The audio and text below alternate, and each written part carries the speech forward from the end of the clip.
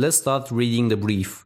Edition Guard is an ebook protection service geared towards self-publishing authors to medium-sized publishers who are interested in selling their ebooks online securely without having to spend a lot of cash on complex software setups and development. We wish our brand to be presented as a secure, trustworthy, and tech-savvy one.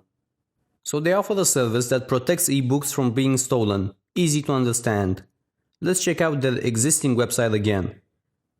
Pretty basic looking, nothing fancy, a slider up top, a couple of tabs with some content, and some features underneath. Nothing amazing, a bit more of an elaborated wireframe. For the page descriptions, he says he wants to redesign only the homepage for now and the rest for later. Further work for the winning designer is almost guaranteed. That's great news for us. The purpose of the new design is to get new customers. That means focused on conversions. So when you hear about a website that needs to convert well, it means the client wants as many users to become paying customers. He doesn't leave us to do our own research in order to find out what he needs to do in order to make a design to convert well. Instead, he gives us a list to follow. This is great when you're starting out and you don't have the experience required. The buttons should be the attention grabber, of course. And he mentions he is worried about special fonts because he doesn't want them to be images. So we'll definitely use a Google font and let him know about that. Let's open up the inspiration again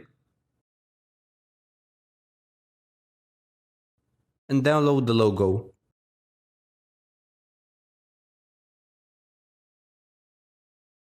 Nice looking font and it's selectable. Nice use of white, green, and then a pattern underneath. Nice graphics, handwritten fonts, and arrows. For the second and third one, I don't think we should focus too much on them. Let's see what he has written about them. Regarding Buffer app, he says he likes the nice use of space, gives a warm feeling, and very easy to get from the actual functionality. Looking at it, I agree with his impression. About CEOmoz.org, he doesn't like the colors, probably because they're a bit old-fashioned, but he likes the layout. I have the same opinion. And the third one, he basically thinks it converts well, and that's probably because the call to action buttons are very clear and straightforward. So far, everything is crystal clear. He doesn't want to change the colors too much, so we'll have to make something based on red. Probably red and white, maybe use some yellow as a highlighting color. Also, he says the design should be warm. This is a very abstract and subjective point, the first issue so far, though quite minor. Happily, he mentions the current website is cold, so he probably is referring to the lack of color since the background is pure white and the graphical elements are quite small and not all that detailed. So we have an idea on what he's on about. Let's drag the logo into our 960 grid file.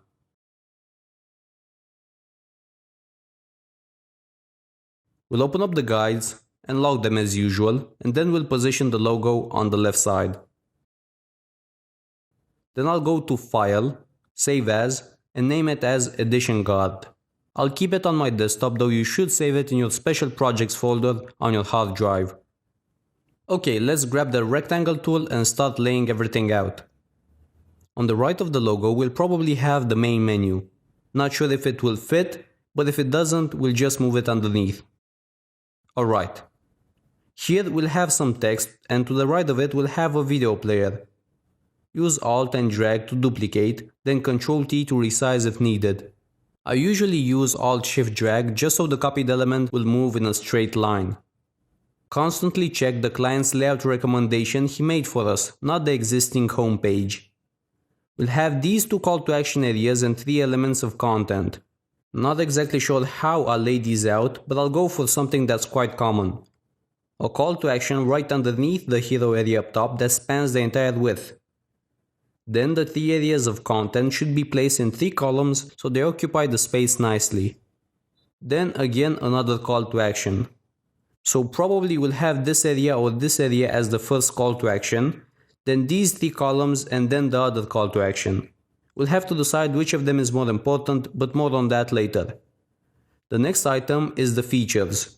We'd best double check his list just to be sure we're laying things out correctly. Yeah, things are pretty much in order.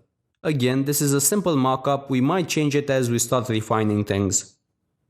So this will be the features section. Actually, it's not going to be one solid block, but multiple points. Something like that. Let's check out how many we actually have. Okay, unfortunately we have 7 features. I never like odd numbered elements because it's harder to balance the design. We'll see what we can do about that, but more on that later. Okay, let's see what's next. A client testimonial and a social media section. Let's see how they fit in the list from the brief.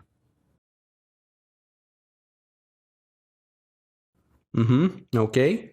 So we'll probably have a testimonial area all the way across, like in the example.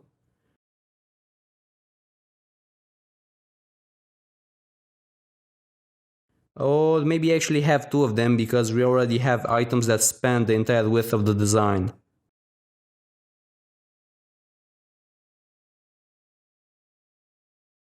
Then underneath, have the email section just above the footer since this is quite a nice place to put it. I sometimes place it in the actual footer, but it will convert less, and seeing the client is interested in having as many clients as possible will make it stand out by placing it above the footer. So let's review the layout so far. Logo on the left, that's right. Then our main menu. I think we'll need the sign up button here. Then quite a lot of text and video. We'll see how we'll sort these out. In the hero area, it's not a great idea to have too much copy.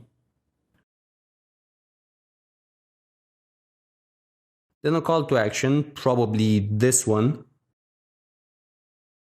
Then 3 columns and the special 30-day free trial. The features area, 2 customer testimonials, a newsletter sign up, and the footer. That's about it, so let's get started.